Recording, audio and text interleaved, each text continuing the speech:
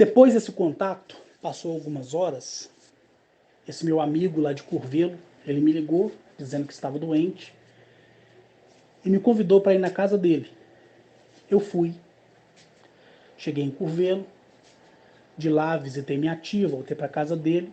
Quando eu estava retornando, foi um estresse por causa do período, né, de construção da BR. Começava, parava, aquele estica e puxa, né? E eu preocupado com aquilo, preocupado, muito preocupado mesmo.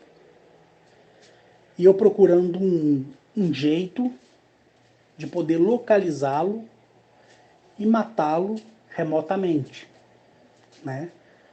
Causar nele um transtorno mental ou uma parada cardiorrespiratória, né? Eu não conseguia de jeito nenhum localizá-lo através de códigos, através de sigilos. Ele ficou totalmente oculto, certo? E eu tentei estabelecer contato com eles, com os seres, e eu conseguia. Eles me diziam que a providência estaria sendo tomada naquele dia. E aquilo ali foi como se você jogasse assim um balde de água morna, não fria. Porque a fria você assusta, né?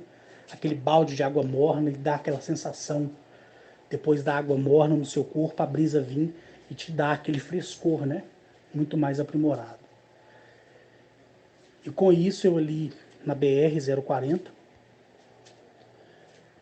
não passou nenhum veículo, nem vindo na minha mão, nem indo no sentido que eu estava indo. Foi algo incrível, parece que tudo parou, congelou. Ninguém passava e só eu estava ali, né, como um verdadeiro marajá na BR. Por isso que o título está aqui, o meu testemunho e o testemunho de Cavata. Tá? As pessoas às vezes falam até assim, até é importante dizer isso, que as pessoas podem dizer assim, Cavata, Cavata, Cavata, Cavata. E querer colocar acento. E nenhum nome extraterrestrial leva acento. Por isso que a pronúncia da tradução da geometria divina dos seres, né, juntamente com os códigos que eu possuo, eu consigo trazer para a nossa língua, né, para a nossa fonética, uma interpretação mais suave. Então não cabe acentuação, por isso que eu não coloco. Tá? Então você pode dizer cavata ou cavata, tanto faz. A ordem do fator aqui não vai alterar o produto, tá bom? Então aqui, esse é o meu testemunho, tá?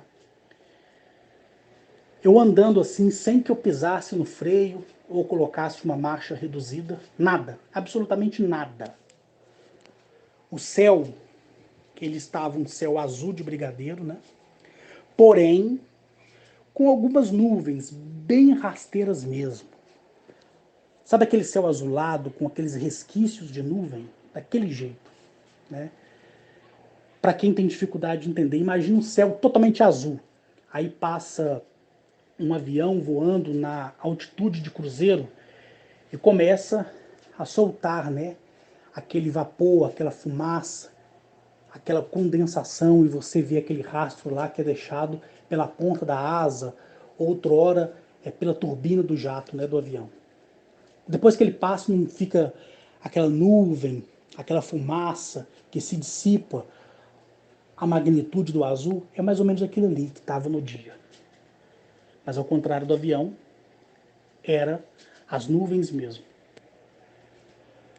Pessoal, do céu, eu comecei a ver uma luz descer. Foi como se você lançasse um rojão e ele subisse como uma estrela e viesse descendo. Aquela estrela, na luz do dia, literalmente uma estrela. Quando você olha à noite você pode sair e olhar se o céu da sua região não estiver nublado, você vai ver uma estrela. Foca em uma maior, que com certeza vai ser um planeta ou um sol, né? Mas foca olhando para o céu à noite. Escolha aí uma estrela e fica olhando só para ela. Você vai ver ela ter a oscilação, o que dá aí a entender aqueles ponteamentos, né, que uma estrela tem, que na verdade não tem. Na verdade aquilo ali Só é o brilho dela, que fica oscilando por consequência do campo magnético do nosso planeta, que dá essa representação de que a estrela tem várias pontas, mas não tem. Então imagina agora você olhando, vindo do céu, uma estrela oscilante. Ela brilhava tanto que criava aquelas pontes e aquelas pontas, né, pontiaguda, que oscilavam no alto e no baixo. Deu para você imaginar? E aquilo foi descendo, foi descendo, foi descendo em linha reta. E do mesmo modo que ela desceu em linha reta, ela fez com que ela tivesse caído. E sem que eu pisasse no freio, nem reduzisse a marcha, o veículo parou, literalmente desligou. Eu rodei a chave, ele ligou novamente, mas questão de segundos ele desligou. E eu olhei para o campo em que aquela estrela tinha caído. Eu não vi onde ela tocou, porque tinha um pequeno conjunto, né, de árvore que não dava para quem estava na BR ver a visão limpa, né, como uma planície. Não dava, porque tinha essas árvores. Mas não chegava a ponto de denominar esse lugar como se fosse uma capoeira, né, que é aquele conjunto de mata, né, de preservação. Eu desci do carro, atravessei a BR, nenhum caminhão, nenhum carro naquele momento. Eu passei por debaixo do cercado, né, de arame farpado.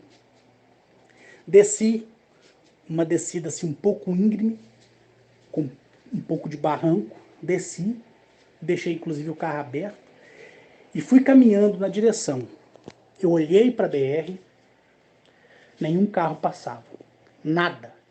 E eu estava com medo de alguém passar e ver aquela situação, né? Ou querer parar perto do meu veículo para prestar um atendimento e eu não estar no carro, né? E as pessoas passarem me vendo andando no pasto e achar que eu era um bandido, um ladrão que tinha roubado aquele carro e estava fugindo porque o carro deu pane, correto?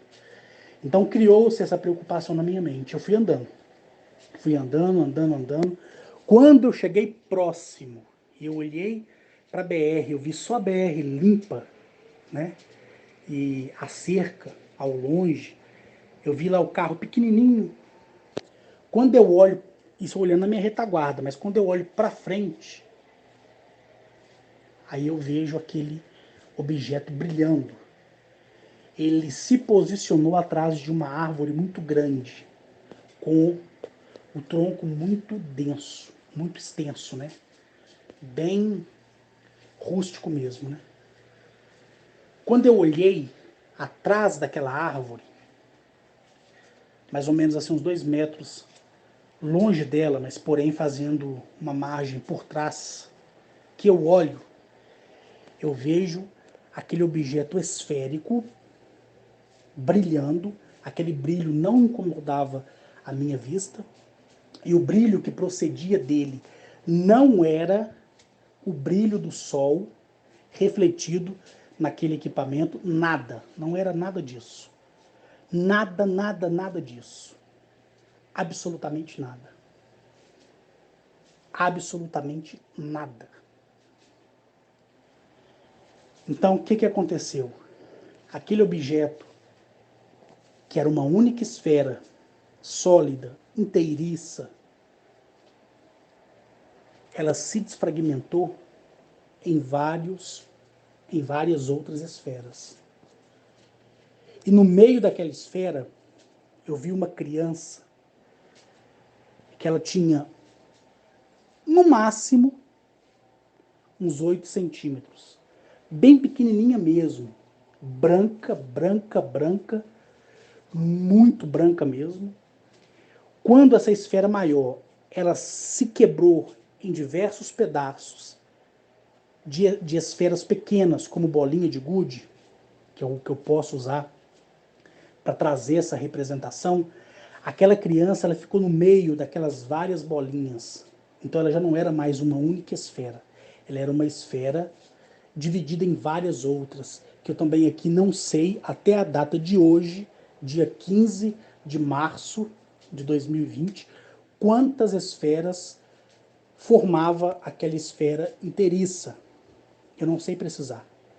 E nem nunca soube, nem nunca quis saber. Mas aquela criancinha de no máximo 8 centímetros, ela cresceu na minha frente e passou de 8 centímetros para 20 centímetros. Cresceu assim, coisa rápida. Imagina uma pele feita como se fosse de cera. E ao mesmo tempo te desse a percepção e o entendimento que se aquilo ali fosse uma porcelana. É uma coisa muito pura, muito bonita de se ver.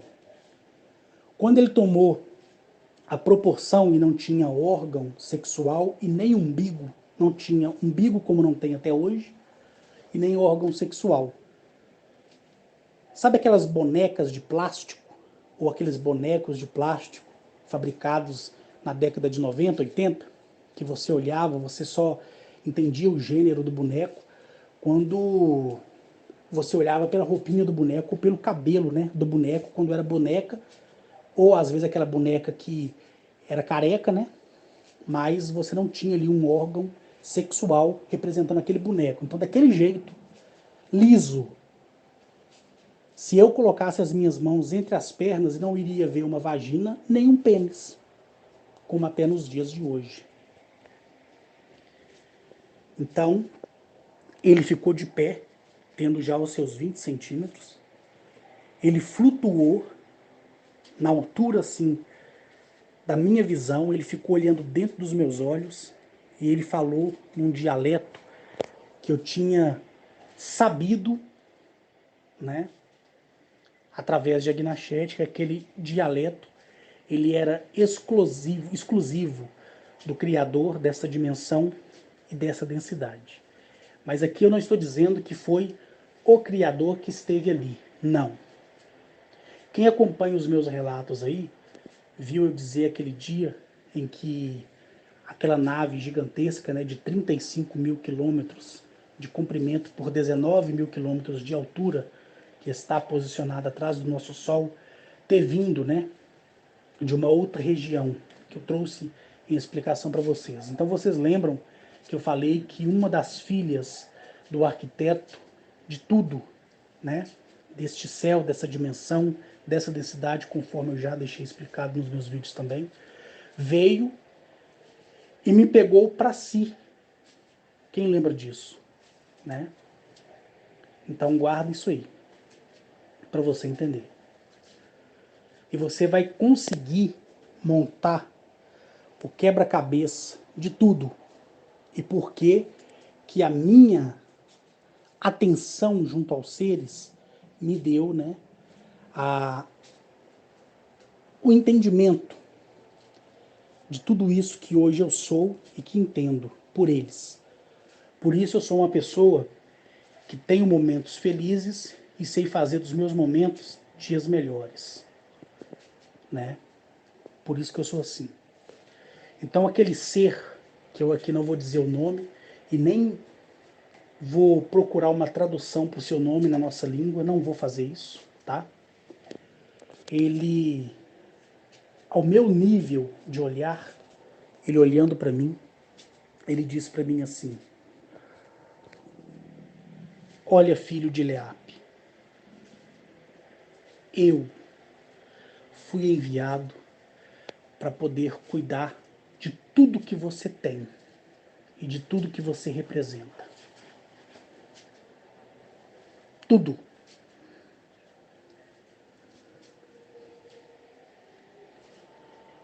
A minha mente ficou tão confusa que eu pensei, em dados momentos, que ele tivesse sido gerado por Agnachete e enviado a mim, só que não foi. Não foi. Ele foi gerado da parte da filha do Criador e foi gerado não por uma concepção sexual, porque ele também não tinha umbigo, igual estou falando para vocês, e não tem. Quando eu me encontro com ele, até nos dias de hoje, a barriga dele é totalmente reta, lisa, sem umbigo e sem órgãos sexuais. Quando eu assustei, ele conversando comigo, E fica difícil eu dizer para vocês qual é a expressão linguística dele, no sentido da combinação das palavras. É perfeito de se ouvir. É como se, quando ele fala, você ouvisse, durante toda a sua fala, um poema. Então eu uso, de forma genérica, a expressão você, eu, ele, tu, ele ou ela, nós e vós. Só que é muito mais além disso o vocabulário dele. Não só dele, mas como dos outros também, de todos, né? Por isso que eu troco sempre o tu por você.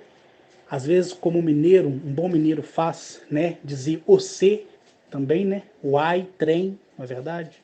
Eu posso dizer isso. Mas não significa que seja a expressão do ser, mas sim uma forma que eu tenho de poder trazer para você um significado melhor da nossa expressão vocal, né? Do nosso vocabulário. Então ele tinha se elevado à minha altura, flutuando.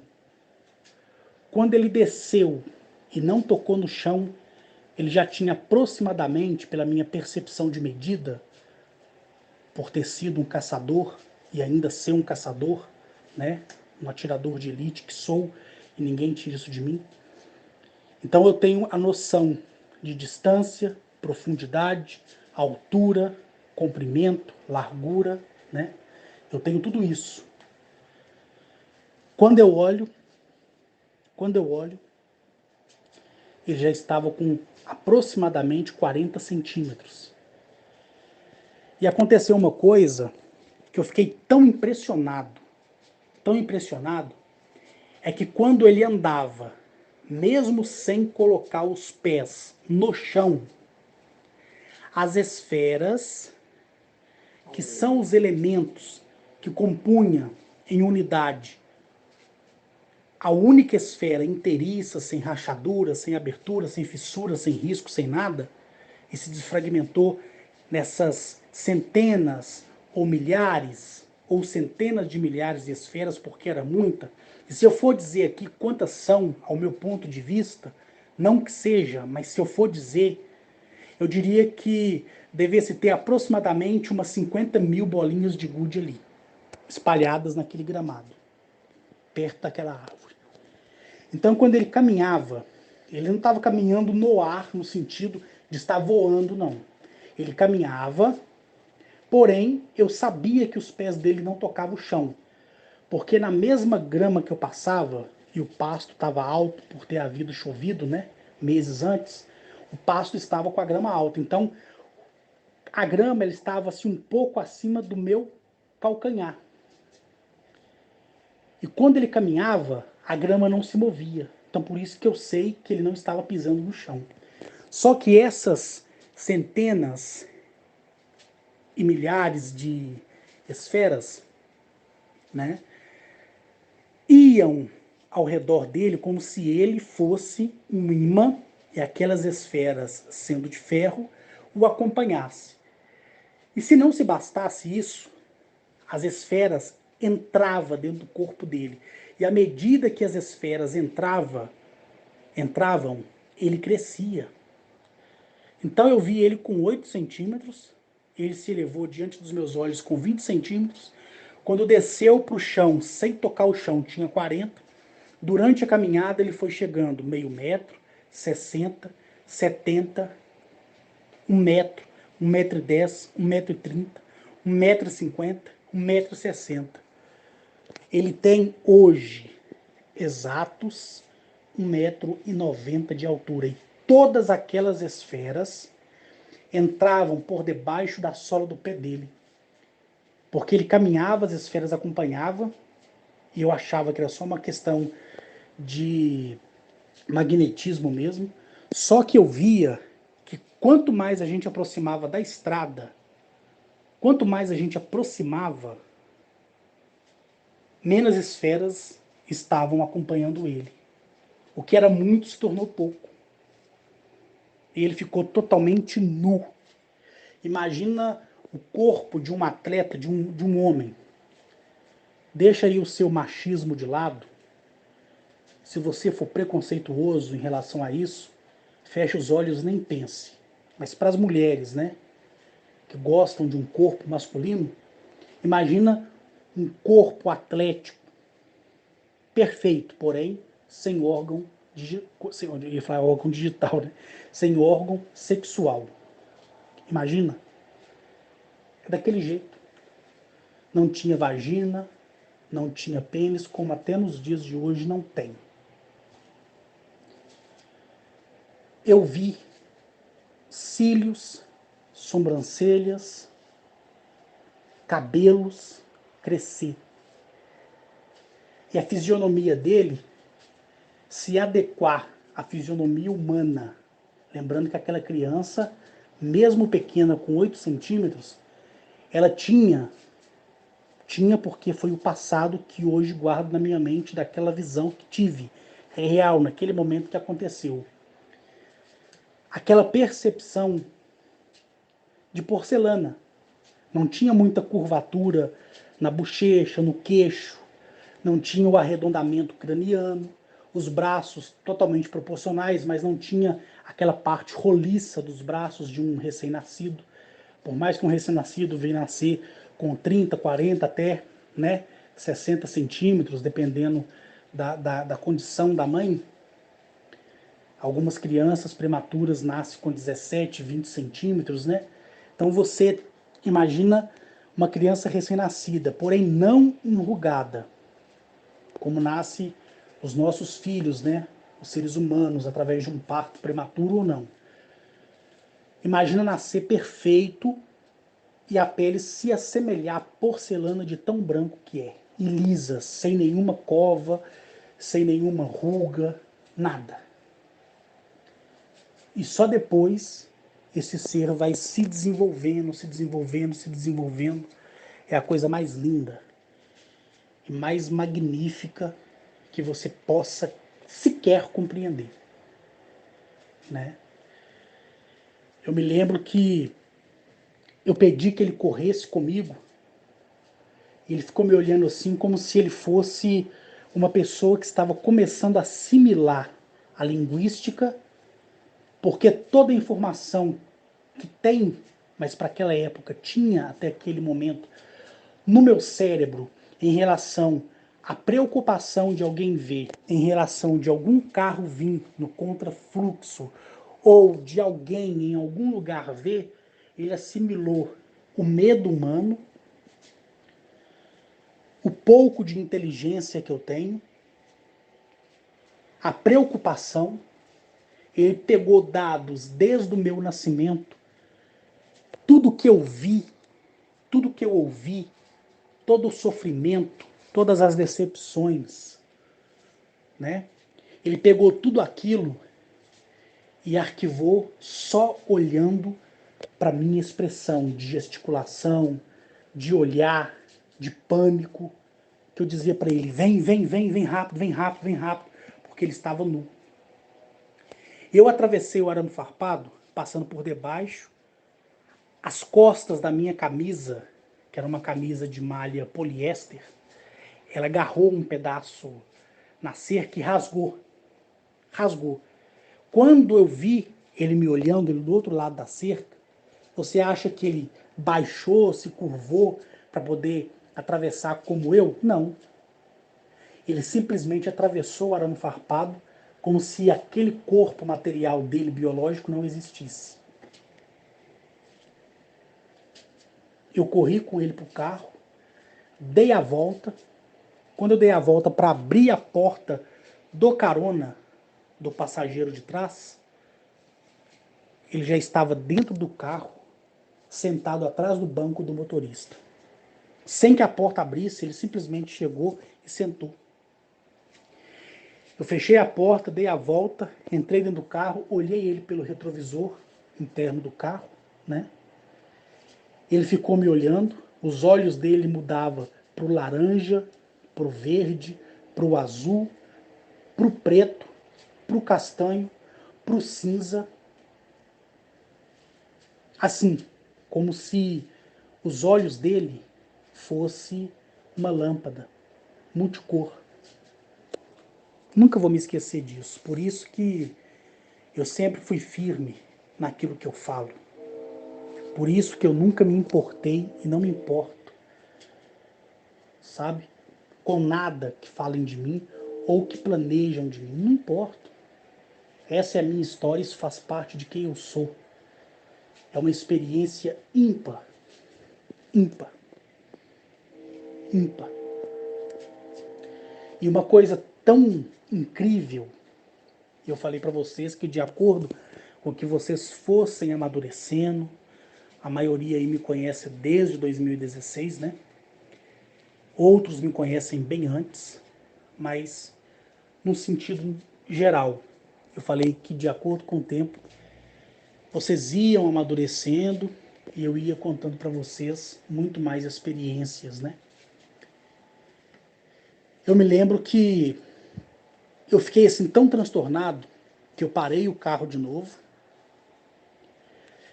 Antes que eu descesse do carro e tirasse o cinto de segurança, né, para descer, ele colocou a mão no meu ombro esquerdo e ele falou comigo assim: filho de Eliape, não se preocupe. Você quer descer do veículo para pegar uma manta que está no porta-mala, mas ele falava assim como se ele fosse um robô. Ele falava e procurava falar as palavras. Então vamos supor, se ele falava você, ele falava você. Aí depois, quando ele pronunciava o você, ele falava você com uma forma mais suave. Primeiro ele falava rápido, como se fosse um robô, mas não é. E depois ele assimilava aquela palavra e falava ela mais lentamente para uma fácil compreensão.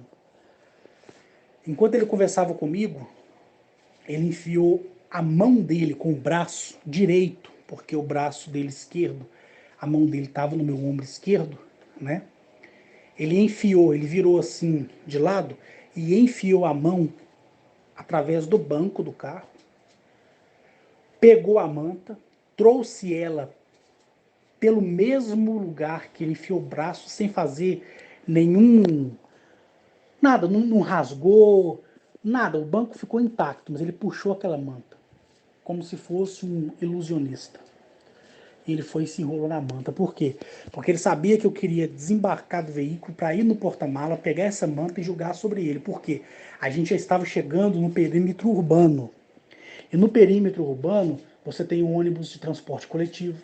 Então, parando, né, em qualquer semáforo, qualquer pessoa que estivesse num coletivo olharia para baixo e veria um homem pelado no banco de trás do meu carro.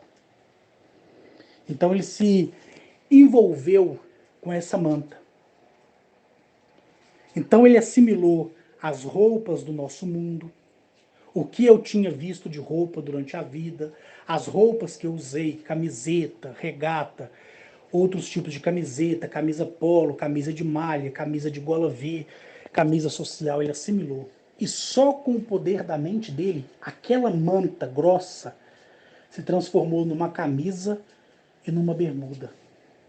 E eu não vi isso sendo formado naquele momento. Eu não vi acontecer. Eu não vi.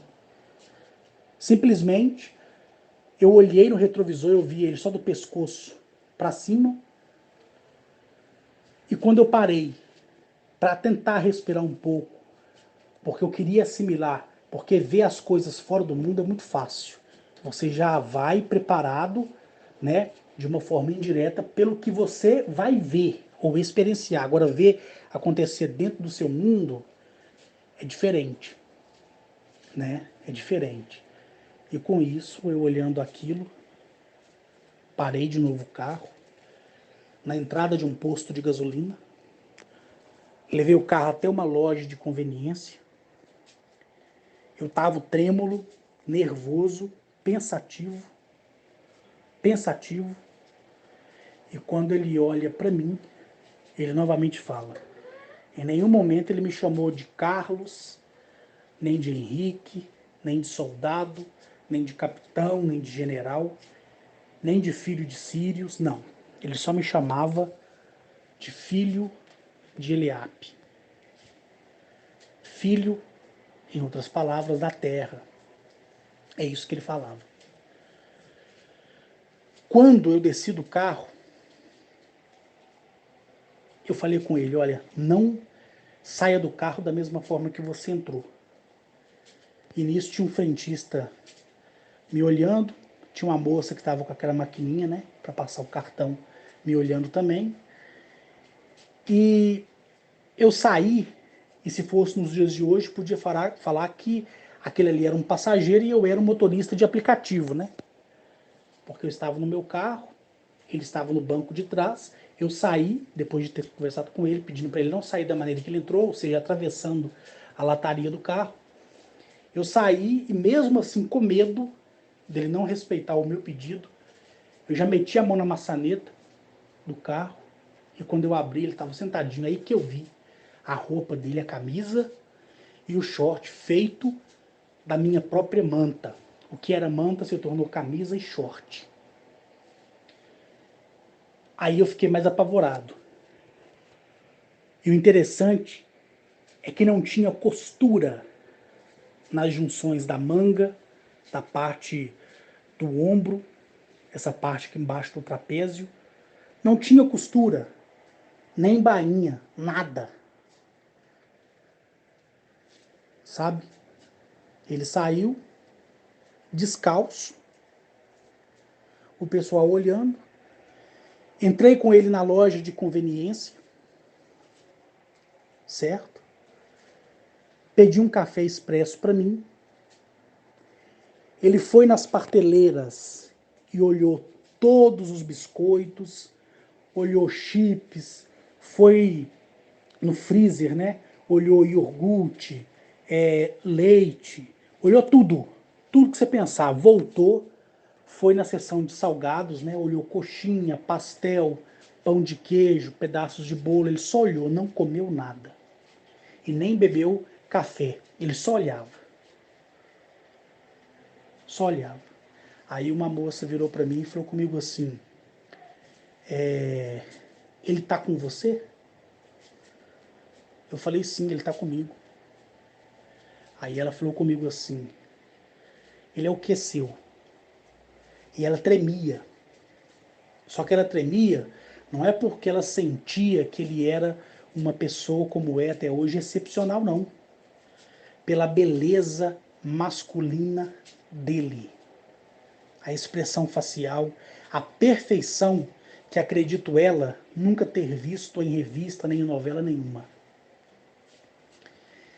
Ela, assim, de uma forma assim direta, ela pegou um pedaço de folha, anotou um número de telefone e falou comigo assim: por favor, passa esse número para ele.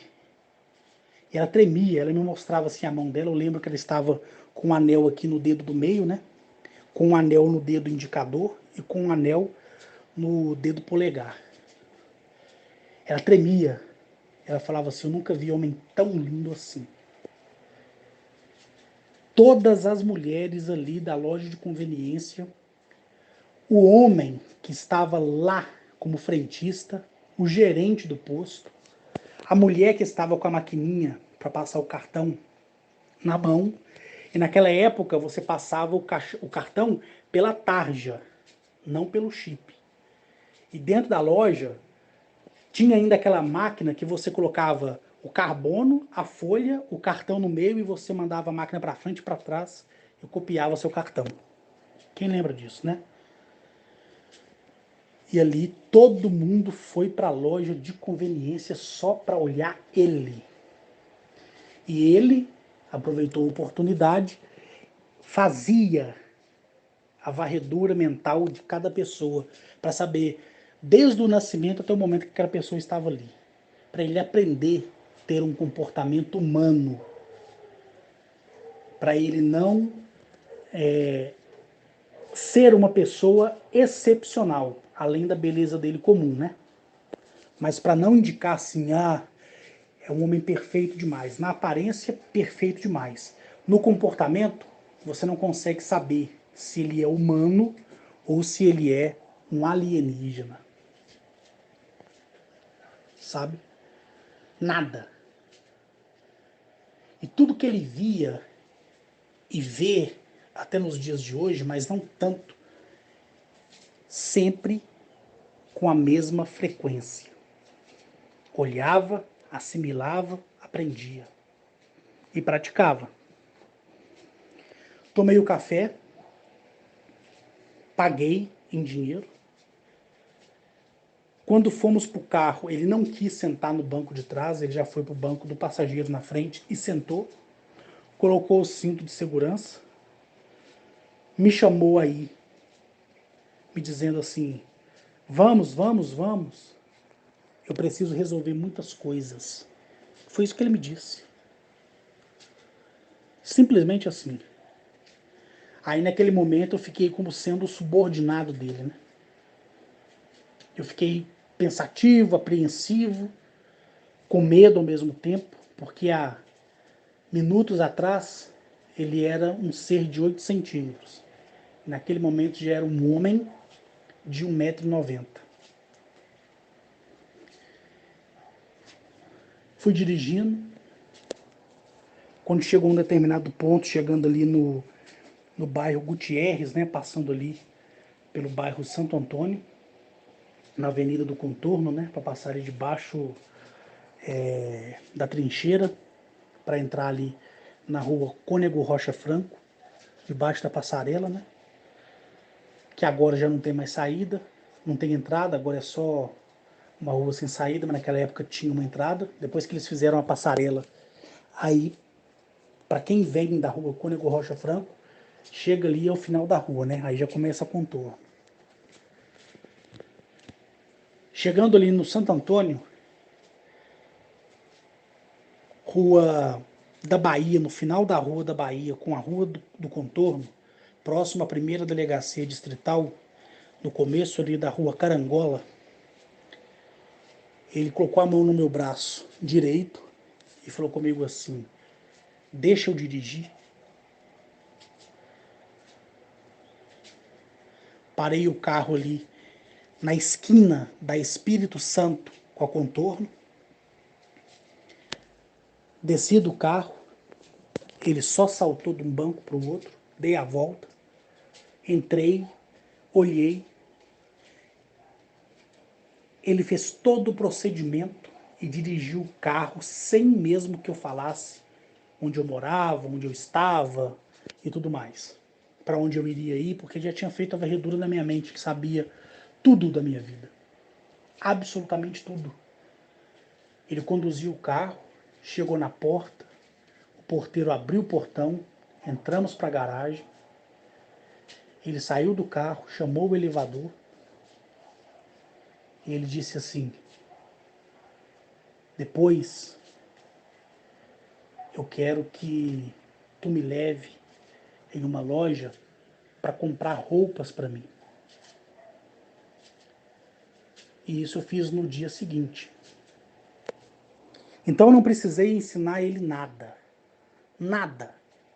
O comportamento dele, prematuro, era de uma pessoa que tinha vivido todas as minhas experiências de vida. Naquele momento, naquele ano. Depois disso, depois de tudo isso, ele também, tanto na loja de conveniência, depois no shopping Cidade, no shopping BH, no shopping Dynamo, todo lugar ele ia e todas as pessoas, animais, homens, mulheres, homossexuais, tudo, olhava para ele e começava a seguir ele por causa da beleza. E todas as mulheres me perguntavam se ele era modelo, se ele era brasileiro, porque ele não falava, ele só falava comigo. Dificilmente ele abria a boca para me chamar para ir embora perto de alguém. Na praça de alimentação, ele não comia nada, ele ficava sentado, batendo os dedos na mesa, olhando para todo mundo e pegando a leitura de todo mundo para que ele assimilasse para a mente dele a experiência de um homem vivido pela idade que ele conseguiu criar para ele mesmo. Então, ele tinha, desde o dia que eu conheci ele, que eu fui lá, depois que aquela estrela caiu do céu, eu fui lá, perto dele, e ele me acompanhou até o carro. Para aquele dia e para tudo que tinha acontecido, eu podia dizer que ele tinha 5 dias de vida. 5 dias de vida. mas ali já tinha experiência de um homem de 100 anos de idade. Porque a história de todas as pessoas ele arquivou para todo mundo que ele olhava. Ele pegava a história de vida daquela pessoa e assimilava para ver qual seria a melhor conduta de um ser humano perante um outro ser humano, no jeito de falar, no jeito de se expressar, quando e como quando, como e onde deveria brincar ou agir de maneira descontraída, sorrindo, cantando música, certo? E ele tinha 5 dias de vida. 5 dias de vida. Foi aí que eu tive um outro medo. E nesse período, esse comandante, vou falar assim, autoridade, essa autoridade americana não entrou em contato comigo nunca mais. Nunca. Eu tinha me esquecido dele. E nesse dia me deu muito medo, porque quando eu levantei, o café da manhã já estava todo posto na mesa. Ele tinha vestido uma calça social, um sapato social, uma camisa social. Ele tinha colocado um blazer por cima da camisa. Ele colocou um lenço dobrado no bolso esquerdo. Pegou um dos meus relógios e colocou no pulso. Pegou uma das minhas correntinhas e colocou no pescoço. Para você que vai ouvir, você pode rir, pode debochar.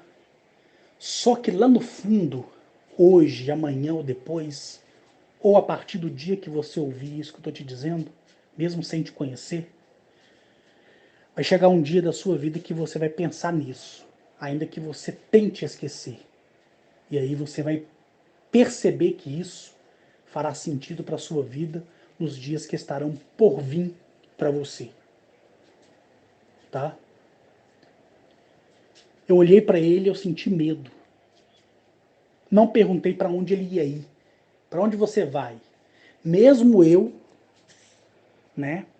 Até o Alisson sabe que eu falei pro Alisson que se um dia eu fosse pai, coisa que eu não posso ser, mas eu falei pro Alisson, o Alisson até ria de mim. Eu falei assim, Alisson, se um dia eu fosse pai, eu falei com ele desse jeito, eu queria ter só filha mulher. Eu não queria ter filho homem. E o Alisson falou comigo assim, você é doido. Você ter filha mulher, problema em dobro, porque ela pode se apaixonar por um cara, fugir com esse cara, aquelas coisas que o homem comenta, né? E eu falava, não, eu quero ter 8 filhas mulher. 8. E o Alisson ria, zoava, debochava, mas tudo dentro do respeito, né? Ele até falava que o filho dele namoraria uma das minhas filhas se eu tivesse. Então, eu nunca fui pai, nunca vou ser, nem se eu quiser. Mas eu via nesse homem, eu na postura de pai. A minha mente criou um estado de confusão tão grande que eu não sabia o que eu falava. Eu não sabia, porque minha vida inteira eu acostumei a viver sozinho. Saí de casa para vencer na vida com 15 anos, nunca mais voltei. Não gostava, como não gosto até nos dias de hoje, daquela aproximação com o ser humano. E aquele ser humano ali, que não era humano coisíssima nenhuma, ele para mim foi a representação melhor do que um ser humano pôde representar para mim até hoje. Então foi por ele, que eu aprendi a gostar do ser humano. E por ele, que em 2014, 2015, 2016, eu comecei a ajudar pessoas, né, que precisavam de cesta básica, médico, exames e outras coisas mais. Certo? Então foi por ele. Porque tudo que há de melhor no ser humano, ele escolheu para ele. Por isso que ele tem total domínio sobre qualquer ser humano, porque ele sabe ser humano de verdade. Então, os próximos humanos que habitarão esse mundo, após a sua terraformação, será humanos semelhantemente a ele. Justos. Então, quando eu vi ele ali de calça social, sapato social de bico fino, camisa social, a gola aberta e um blazer jogado por cima, relógio, correntinha. Tirando as roupas, o resto, o relógio e a correntinha eram meus. Cabelo dele, assim, simetricamente penteado. Coisa mais doida do mundo. A expressão facial dele, a elegância, a conduta. Comigo ele falava desordenadamente. E eu sempre ficava calado. Ele falava comigo de política, ele falava comigo da situação global. Às vezes ele ficava a noite inteira acordado olhando para o céu. E aquilo em dados momentos partia, né, o meu sentimento. E eu pensava, poxa, será que ele tem consciência de onde ele veio? Aí foi quando ele olhou para mim, nesse dia que ele estava na sacada da varanda olhando para as estrelas, ele falou comigo assim: eu vim de uma mulher que não é aquela que te escolheu para ser a tua mãe. Eu vim de uma mulher que é maior do que ela. Eu fui gerado exclusivamente para cuidar de você e de tudo que você tem. Para que ninguém te identifique jamais. Você pode falar, você pode sorrir, você pode chorar. Mas eu vim para tomar conta de você e de tudo que você tem. Porque não surgirá nem no céu, nem debaixo dele, nem acima dele, ninguém que vá tomar posse daquilo que é teu. Porque como você mesmo disse, tudo que é meu é teu. E tudo que é teu é meu. Eu lembrei do que no dia lá na federação foi dito. Que tudo que era deles era meu e tudo que era meu era deles. Quem presta atenção nos meus áudios sabe disso. Ele saiu. Lá de cima eu olhei, eu vi o porteiro abrir o portão social para ele. O táxi já estava esperando ele. Ele entrou dentro de um táxi. Eu pensei, poxa, se esse taxista, seja ele homem ou mulher, soubesse quem é o homem ou ser ou alien que está carregando do banco de trás, como é que seria a reação desse homem? Se eu, que já tenho contato, fiquei bobo, igual um ovo, imagina esse homem. Quando ele voltou, ele tinha chegado em casa, era às 16 horas da tarde, em ponto, nem um segundo a mais, nem um segundo a menos. Quando deu 16 horas em ponto, eu estava na sala, a porta abriu, ele entrou, colocou o blazer em cima do sofá, veio com uma pasta na mão, me deu a pasta, pediu que eu abrisse a pasta. Quando eu abri a pasta, tinha uma identidade civil, um passaporte, um contrato de conta bancária, tudo que um ser humano necessita para poder ser identificável. Nunca perguntei para ele, como é que você conseguiu isso? Não. Mas eu já vi ele gerar as coisas através da mão dele, sair coisas da pele dele. Teve uma vez, antes da gente se separar, para ele tomar a vida dele normal, né? E viver como um ser humano comum do dia a dia, né? Apesar dele ser uma pessoa excepcional, eu lembro que ele virou para mim e falou comigo assim: filho de Leap, onde tem uma caneta? Eu falei lá no escritório. Aí ele sorriu para mim, tipo assim, né? E eu subi lá, não vou. Ele abriu a palma da mão, uma esfera pulou para fora da mão dele, e essa esfera, até o nome já fala, né? Esférico, esfera, começou a ficar cilíndrica e foi afinando e se transformou numa caneta. Eu vi isso, eu experienciei isso. Depois, ele colocou essa caneta, que fez até um barulho de ferro em cima da mesa, levantou, falou que ia dormir um pouco porque estava muito cansado. Então, para quem tinha visto um ser de 8 centímetros e agora 1,90 m, com aproximadamente 27 dias de vida, nem um mês de vida, né? 27 dias de vida. Falar que vai dormir, para mim foi inusitado, né? Porque eu nunca peguei ele dormindo.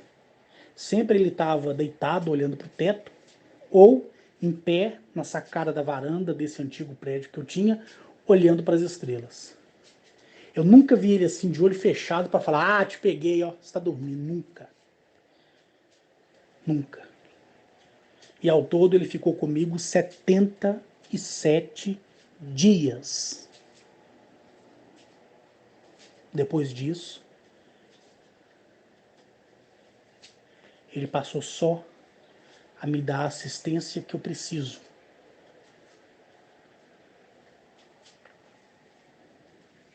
Entenderam? Depois disso, acabou-se. Então, quando eu me encontro com ele, é como duas pessoas comuns, né? Se encontrando, batendo um papo num restaurante, conversando. Só uma única pessoa que conhece ele. Na verdade são duas, mas a outra eu não vou falar. Eu vou falar só do senhor Otávio. Só o senhor Otávio, que é aquele homem maravilhoso que me ensinou tudo que eu sei de economia, administração, comércio, de relações exteriores. Somente ele e uma outra pessoa que viu, conversou, tocou e teve ciência de que não é desse mundo.